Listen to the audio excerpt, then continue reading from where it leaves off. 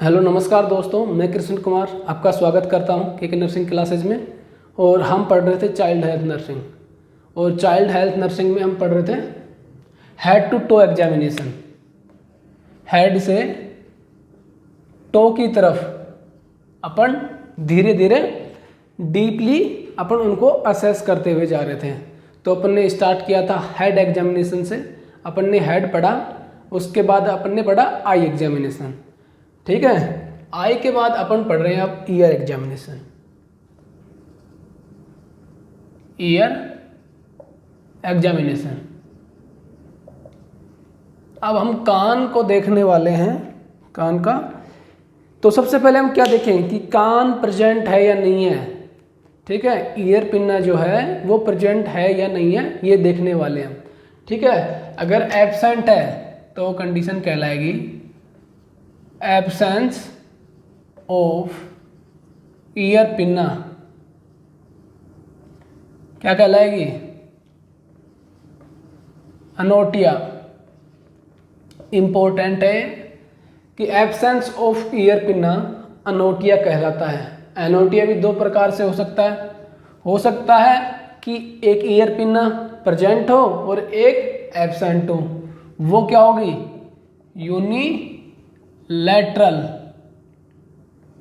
Unilateral अनोटिया।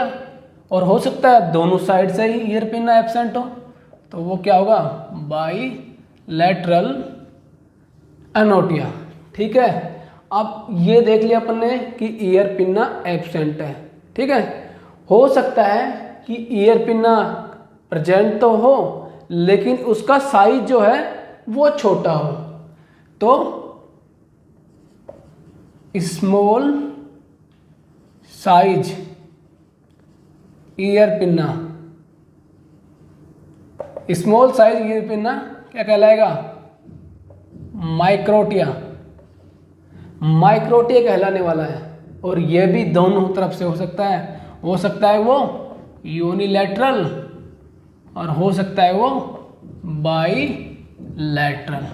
ठीक है, तो अपन ने देखा ईयर पिन्ना अगर प्रेजेंट है तो वो नॉर्मल ईयर है, अगर एब्सेंट है वो एनोटिया है, और अगर बात करें वो साइज में छोटा है तो वो माइक्रोटिया है। अब बात करने वाले हैं जो ईयर पिन्ना जिस कार्टिलेज से बना हुआ है। ईयर पिन्ना कार्टिलेज की नेचर देखने वाले हैं यहाँ पे हम कि वो फर्म है या सॉफ्ट है। ठीक है, फर्म है या सॉफ्ट है ये देखने वाले हैं। फर्म क्या होता है, सॉफ्ट क्या होता है, मैं आपको बता देता हूँ। अगर मैं ईयर पिन्ना को ऐसे मोड़ता हूँ, ठीक है, और वो वापस तुरंत क्विकली अपनी उसी पोजीशन में वापस लौट जाता है, ये जो नेचर है ये फर्म नेचर का है। ठीक है, तो ये क्या है? एक नॉर्मली कैसा ईयर पिन्ना कार्टिलेज कैसा होता है? फर्म। अगर वो सॉफ्ट है का मतलब क्या है कि मैं ईयर पिन्ना को जैसे ही मोड़ूंगा तो वह मुड़ तो जाएगा आसानी से, लेकिन वो वापस अपनी उसी पोजीशन में आने के लिए वो टाइम लगाएगा। ठीक है, तो ये किसको बताता है? ये प्रीटर्म न्यूबॉर्न की कंडीशन को बताने वाला है। अब मैं बात कर लेता हूं location of ear pinna. Location of ear pinna की बात कर लेते हैं कि जो ईयर पिन्ना है वो कहाँ पे लोकेट रहेगा, कहाँ पे उसकी पोजीशन होगी। अपने को ये तो पता ही है कि वो लेफ्ट राइट में रहेंगे, लेकिन बात करते हैं कि वो कहाँ पे सिचुएटेड रहेंगे। ठीक है, मैं इसको आपको थोड़ा सा डायग्राम की मदद से बता देता हूँ। ये सभी आपने देख लिया, आप देखते हैं लोकेशन। तो लोकेशन की बात करता हूँ, तो जैसे ये आई हो गई, ठीक है, ये नोज हो गया। अगर मैं आई के आउटर कैंथस, ये जो नाक की साइड में जो होता है उसको इनर कैंथस बोलते हैं, और जो बाहर की साइड में होता है उसको बोलते हैं आउटर कैंथस ऑफ आई। ठीक है, ठीक। यहाँ इससे अगर मैं एक इमेजिनरी लाइन खींचता हूँ, ठीक है, अगर मैं इससे एक इमेजिनरी लाइन खींचता हूँ, इस लाइन के बराबर, इस लाइन के बराबर लेवल, या तो लेवल या फिर अबव, अगर यहाँ पे ईयर पिन्ना का जो टॉप है वो या तो इससे अबव है और या इसके लेवल में है, तो ये क्या है, एक नॉर्मल लोकेशन है, नॉर्मल लोकेशन। ये एक नॉर्मल लोकेशन को इंडिकेट करता है। अगर मैं बात करता हूं इससे नीचे, अगर इमेजिनरी लाइन खींची उससे अगर नीचे की तरफ है तो उसको बोलते हैं लो सेट ईयर, इसको बोलने वाले हैं लो सेट ईयर, और जो कि किस में प्रेजेंट होता है, डाउन सिंड्रोम। डाउन सिंड्रोम में यह कंडीशन देखने को मिलती है। डाउन सिंड्रोम अपने को पता ही है क्या होता है, ट्राइसोमी ऑफ 21st क्रोमोसोम, 21वें गुणसूत्र की ट्राइसोमी होती है, वो कहलाती है डाउन सिंड्रोम। तो अपन ने देखा, ये इंपॉर्टेंट है कि जो लो सेट ईयर होते हैं वो किस में देखने को मिलते हैं। हमने क्वेश्चन सेटर सेशन भी स्टार्ट कर दिए हैं SGPGI और नॉर्सेट 2022 को लेकर, और मैंने फर्स्ट जो क्लास ली थी उसके अंदर MCQ 10 हमने MCQ लिए थे, वो असेसमेंट और इंटरवेंशन से लिए थे। अगर आप ये रेगुलर क्लासेस देख रहे हैं तो मुझे उम्मीद है कि आप सभी क्वेश्चन राइट करेंगे। ठीक है, अब बात कर ले, ये अपना ईयर एग्जामिनेशन कंप्लीट हो गया। अब नेक्स्ट बात करेंगे अपन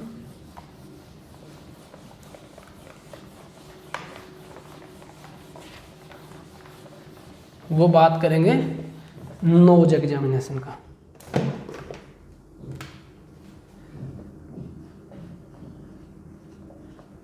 नोज एग्जामिनेशन,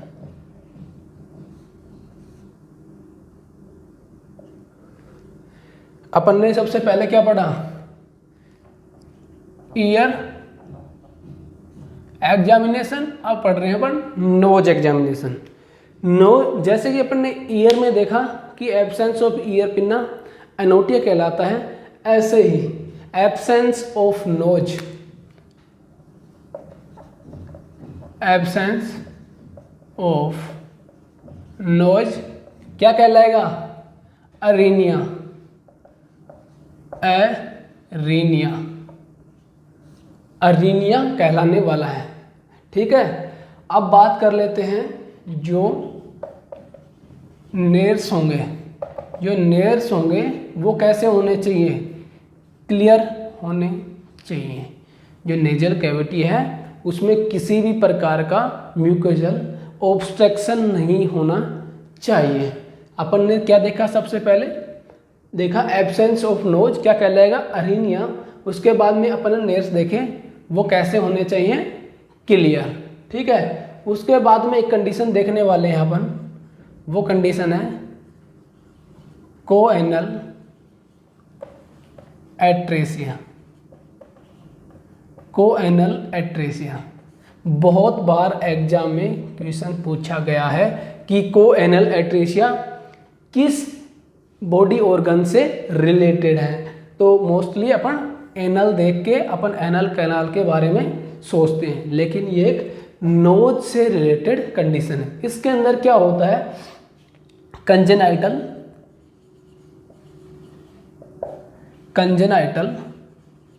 ऑब्स्ट्रक्शन हो जाता है। कंजेनाइटल ऑब्स्ट्रक्शन हो जाता है कहाँ पे, नेजोफेरिंक्स। नेजोफेरिंक्स में कंजेनाइटल ऑब्स्ट्रक्शन हो जाता है।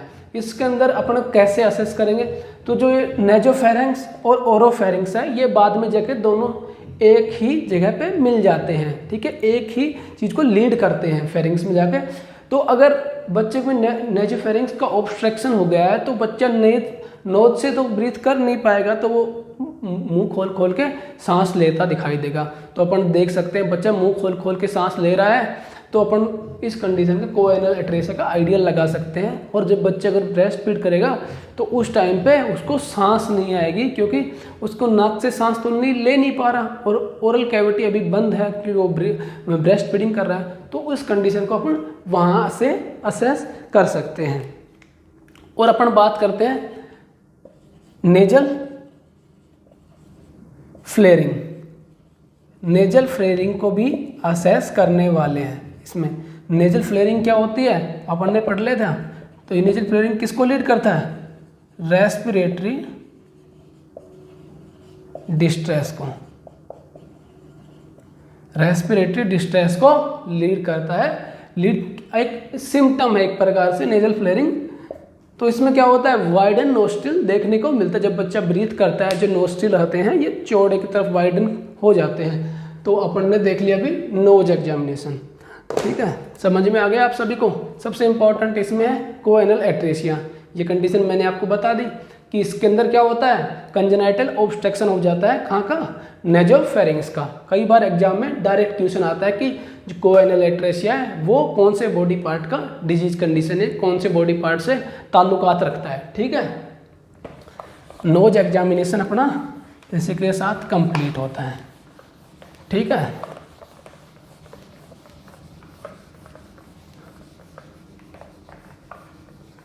ईयर हो गया, फिर नोज हो गया। अब बात कर लेते हैं माउथ एग्जामिनेशन।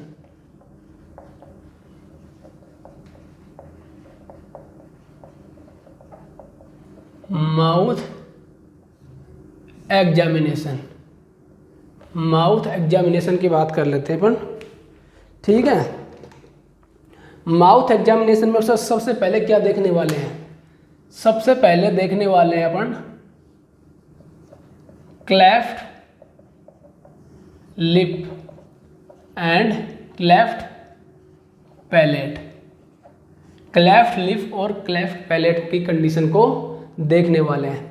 क्लेफ्ट लिप और क्लेफ्ट पैलेट अपन आगे जाके डीपली अपन इनको पढ़ेंगे, लेकिन अभी अपन को थोड़ा बहुत पता होना चाहिए कि ये कंडीशन होती क्या है। क्लेफ्ट लिप में क्या होता है, जो अपर लिप होता है इसके अंदर खांच देखने को मिलती है। और पैलेट में क्या होता है, पैलेट जो है जो नेजल कैविटी है, नेजल कैविटी का क्या है, नेजल कैविटी का फ्लोर है, ठीक है। और ओरल कैविटी,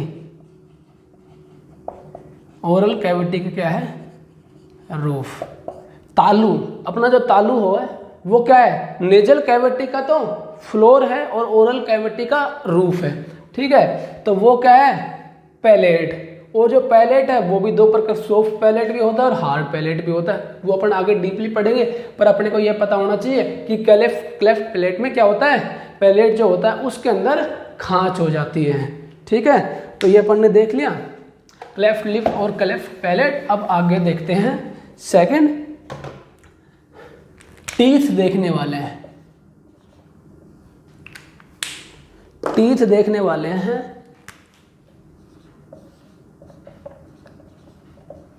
टीथ, अपन सभी को पता है कि बच्चे में दांत जन्म के समय पे अनुपस्थित रहते हैं, एब्सेंट रहते हैं, लेकिन अगर प्रेजेंट हो गए तो क्या होगा, ठीक है।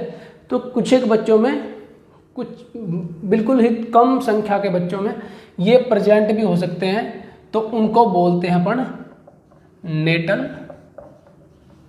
टीथ।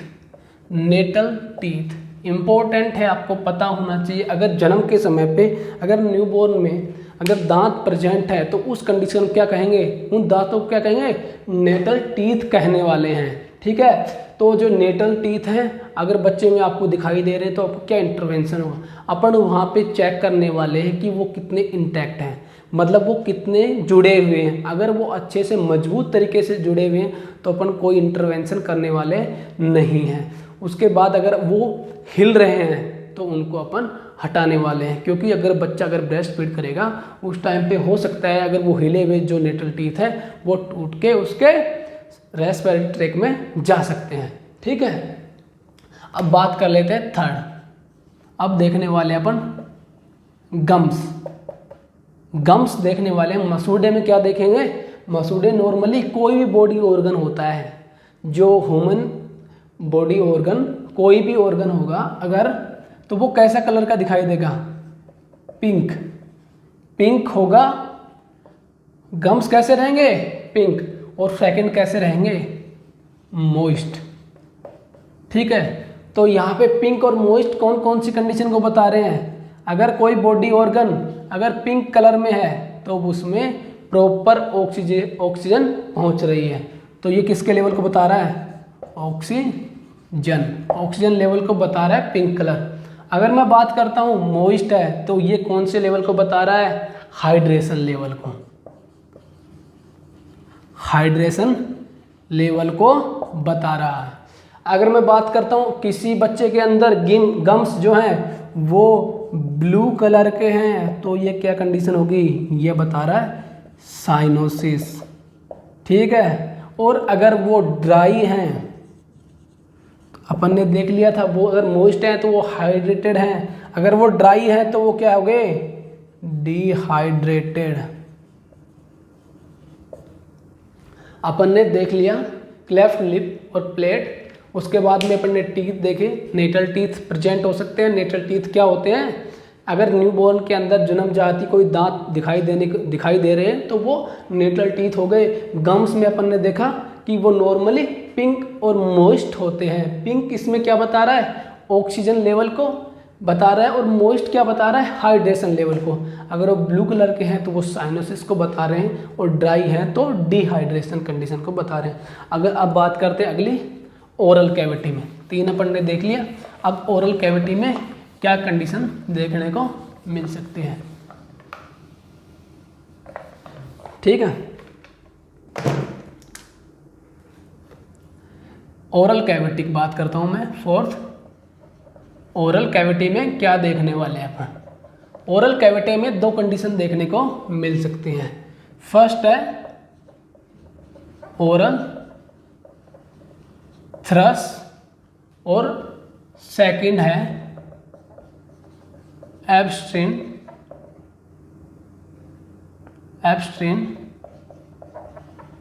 पल्स। एब्स्ट्रीन पल्स, दो कंडीशन ओरल कैविटी में देखने को मिल सकती हैं। ठीक है, अब बारी बारी से बात कर लेते हैं कि ओरल थ्रस क्या होता है। ओरल थ्रस के अंदर क्या होता है? वाइट पैचेज हो जाते हैं। कहाँ कहाँ पे? बक्कल म्यूकोसा,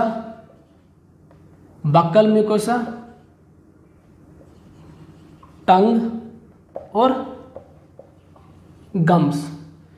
बक्कल म्यूकोसा, टंग और गम्स के ऊपर वाइट पैचेस देखने को मिलते हैं। ठीक है, और ये किसकी वजह से होते हैं? ये होते हैं फंगल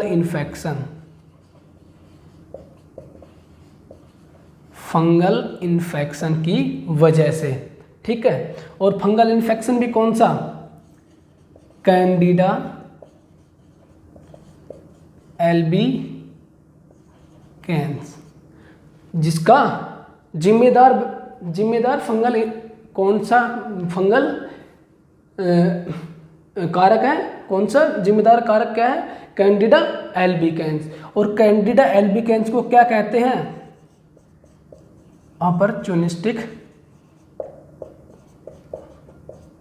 अपॉर्चुनिस्टिक इन्फेक्शन कोज करता है। यह एक अपॉर्चुनिस्टिक इन्फेक्शन कोज करता है। ठीक है, कैंडिडा एल्बिकेंस है। यह एक अपॉर्चुनिटी मिलती है तभी ही बीमारी को पैदा करता है। तो किस किस में ये कर सकता है? जैसे कि छोटा बच्चा, उसके अंदर इम्यूनिटी इतनी डेवलप नहीं हुई है, ओल्ड एज में इतनी इम्यूनिटी नहीं बचती, और HIV जैसी कंडीशन के अंदर यह एक डिजीज कंडीशन कर सकता है। तो यह एक अपॉर्चुनिस्टिक इन्फेक्शन करता है कैंडिडा एल्बिकेंस। अब बात कर लेते हैं, ये एक डिजीज कंडीशन है, ठीक है। अब बात कर लेते हैं एब्स्टिन पल्स में। एब्स्टिन पल्स के अंदर क्या होते हैं, इसके अंदर भी वाइट पैचेज देखने को मिलते हैं, ठीक है। और कहाँ कहाँ पे, ये भी बक्कल, म्यूकोसा, गम्स और टंग पे, इन सभी पे वाइट पैचेस देखने को मिलते हैं, ठीक है। ये कोई डिजीज कंडीशन नहीं है, यह एक सेल्फ रिजॉल्विंग कंडीशन है 72 आवर्स में, ठीक है। ये एक नॉर्मल कंडीशन है जो कि खुद से रिजॉल्व हो जाएगी, कोई इंटरवेंशन की कोई नीड नहीं है।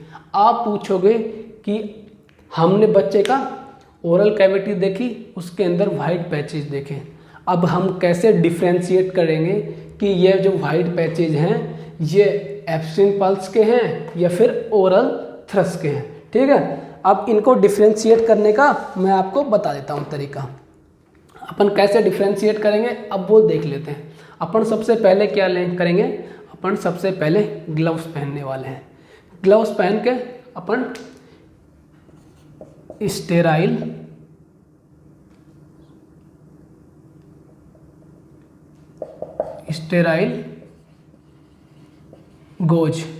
स्टेराइल गोज को फिंगर पे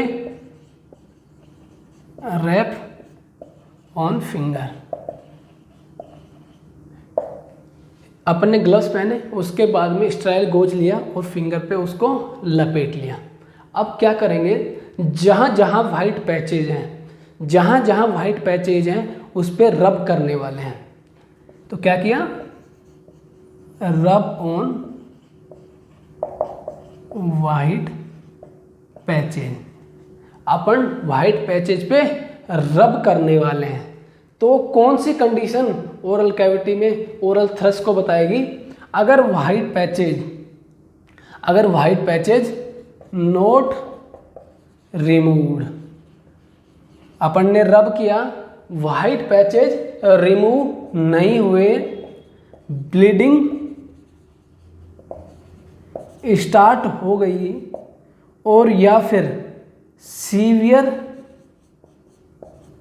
पेन, अगर सीवियर पेन, ये तीनों कंडीशन अगर वो वाइट पैचेज रिमूव नहीं हुए, ब्लीडिंग स्टार्ट हो गई या फिर सीवियर पेन देखने को मिल रहा है, ये किसको बता रहा है कि वो ओरल कैविटी में ओरल थ्रस की कंडीशन है। उस बच्चे में ओरल थ्रस है, ठीक है। उसके लिए अपन क्या स्टार्ट करेंगे, अपन ने देखा था ये फंगल इन्फेक्शन है, तो क्या होगा, एंटी फंगल ट्रीटमेंट स्टार्ट कर देंगे। और अगर वो पैचेज जो वाइट पैचेज थे अपन ने रब किए वो रिमूव हो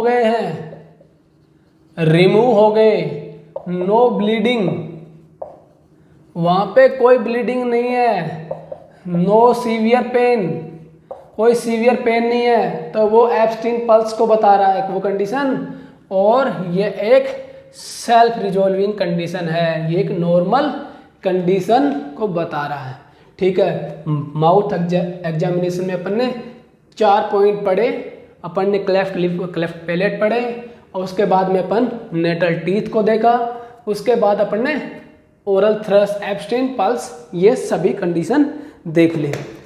आप लोग सही बताओ, समझ में आ रहा है कि नहीं आ रहा। अपन ने ईयर एग्जामिनेशन पढ़ा, बिल्कुल आराम से अपन पढ़ रहे हैं, ठीक है। अगर क्लास पसंद आ रही है तो प्लीज़ इसको शेयर कर दें और चैनल को सब्सक्राइब करें, ठीक है। और अभी हम एमसीक्यू क्लास भी स्टार्ट कर दिए हैं, ठीक है, तो वो भी देखें और नॉलेज लेते रहें। तो अपन ईयर, नोज अपन ने देख लिया, माउथ, ये 3 देख लिए। अब इसके बाद देख लेते हैं अपन आज का लास्ट एग्जामिनेशन नेक एग्जामिनेशन, नेक एग्जामिनेशन। अब गर्दन का एग्जामिनेशन करने वाले हैं, गर्दन का मूल्यांकन करने वाले हैं।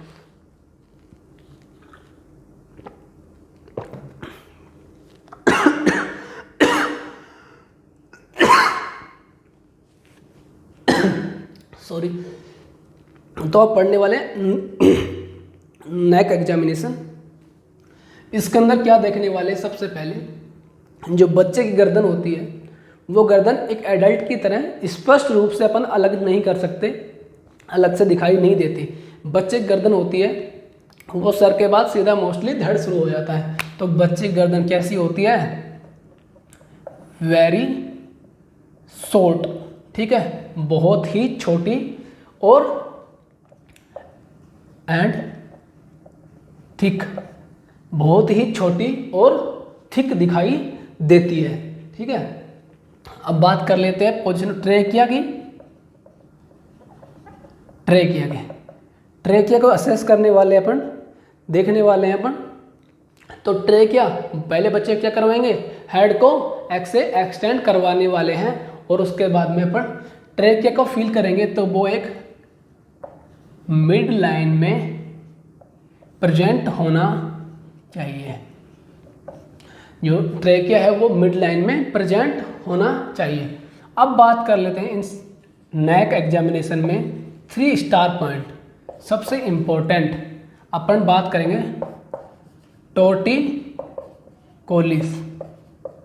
टोर्टिकोलिस, लोक्सिया या राइनेक। टोर्टिकोलिस, लोक्सिया या राइनेक, ये कंडीशन सबसे इम्पोर्टेंट, इससे एग्जाम में क्वेश्चन आते हैं कि ये कंडीशन किसमें देखने को मिलती है, क्या होती है, क्यों होती है, ये सभी अपन देख लेते हैं, ठीक है। तो जो टोर्टिकोलिस है, इसको अगर डेफिनेशन की बात करें तो इसमें क्या होती है, twisting of neck. Simply twisting of neck क्या कहलाता है, टोर्टिकोलिस या लोक्सिया, ठीक है। अब ट्विस्टिंग ऑफ नेक क्या मतलब, क्यों होती है, किस लिए होती है, जैसे कि पेल्विस से बच्चे का हेड निकल रहा है, ठीक है, और इतना स्पेस नहीं होता कि वो आसानी से निकल जाता है। अगर वो मानो कि वहाँ पे वो अटक जाता है, ठीक है, और वहाँ से अपन जबरन उसको बाहर निकलने की कोशिश करते हैं, ठीक है, और मानो कि एक साइड की नर्व सप्लाई डैमेज हो गई, फोर्सफुली निकालते समय एक साइड की नर्व सप्लाई डैमेज हो गई, तो जहाँ की नर्व सप्लाई डैमेज हो गई उस साइड वो गर्दन मानो वो मुड़ जाती है, तो ये कंडीशन होती है टोर्टिकोलिस। तो अपन सबसे पहले देख लेते हैं कि जो गर्दन का मूवमेंट होता है वो किस प्रकार होता है, वो देख लेते हैं अपन। मूवमेंट की बात करते हैं, movement of neck.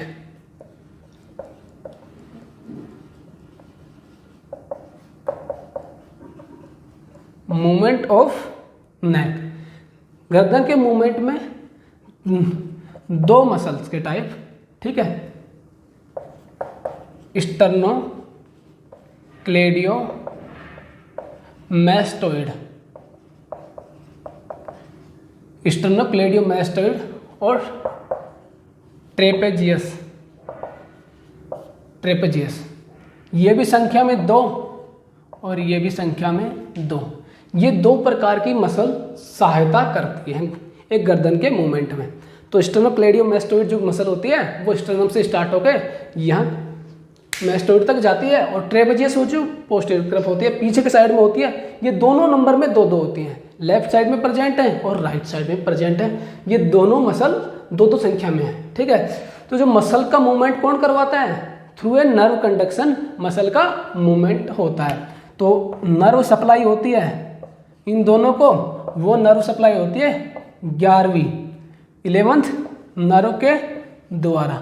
11th nerve कौन सी है, अपन बाद में पढ़ेंगे, या फिर अपने को पता है कि नर्व कितनी होती हैं, 12 पेयर्स होती हैं, 12 होती हैं जोड़े में। तो 11वीं नर्व क्या है, एसेसरी नर्व। एसेसरी नर्व है 11वीं नर्व, वो भी कैसी रहेगी, एक जोड़े में रहेगी, एक लेफ्ट साइड को सप्लाई करवाएगी, एक राइट साइड को सप्लाई करवाने वाली है। अब मानो कि लेफ्ट साइड में जो एसेसरी नर्व है जो कि इन दोनों को सप्लाई कर रही है लेफ्ट साइड में, और वहाँ की वो नर्व सप्लाई जब बच्चे का हेड निकाल रहे थे उस टाइम पे फोर्सफुली, उस टाइम पे वो डैमेज हो गई। तो मानो लेफ्ट साइड में डैमेज हो गई, एसेसरी नर्व वहाँ से डैमेज हुई, तो क्या होगा, अपना जो भी बॉडी पार्ट, आपने लकवे वाले कोई मरीज है, किसी का पैर का लकवा लग गया, अपन उसका देखते हैं तो वो जो लेग है वो धीरे धीरे श्रिंक, धीरे धीरे पतला होना स्टार्ट हो जाता है, क्योंकि जिस मसल बॉडी के, जब बॉडी का कोई मसल पार्ट है वो अगर काम नहीं करता तो धीरे धीरे वो पतला होने वाला है। ठीक है, तो अपना लेफ्ट साइड की वहाँ पे एसेसरी नर्व डैमेज हो गई, तो लेफ्ट साइड में वहाँ का मूवमेंट कम हो गया। वहाँ का मूवमेंट कम हुआ तो आपको पता ही है कि वो धीरे धीरे श्रिंक होने वाला है और गर्दन उस तरफ खिंचने वाली है और ऐसे ट्विस्ट हो जाएगा। तो अपन ने देख लिया कि राइट नेक किसकी वजह से हो रहा है, क्यों हो रहा है और कैसे, उसको अपन ने समझ लिया है। ठीक है, लोक्सिया बोलते हैं इसको, अपन ने पूरा समझा। अपन ने head to toe examination start किया था। सबसे पहले अपन ने हेड एग्जामिनेशन पढ़ा, उसके बाद में अपन ने आई एग्जामिनेशन पढ़ा। आज अपन ने ईयर, नोज, माउथ और नेक एग्जामिनेशन पढ़ लिया। अब धीरे धीरे लोअर बॉडी की तरफ अपन बढ़ते जाएंगे। यहाँ तक आप सभी लोगों को समझ में आ रहा है कि नहीं आ रहा? अगर आ रहा है तो वीडियो को लाइक करते रहें जिससे हमें भी मोटिवेशन मिले, और वीडियो को शेयर करते रहें सभी दोस्तों के साथ में। ठीक है, ओके।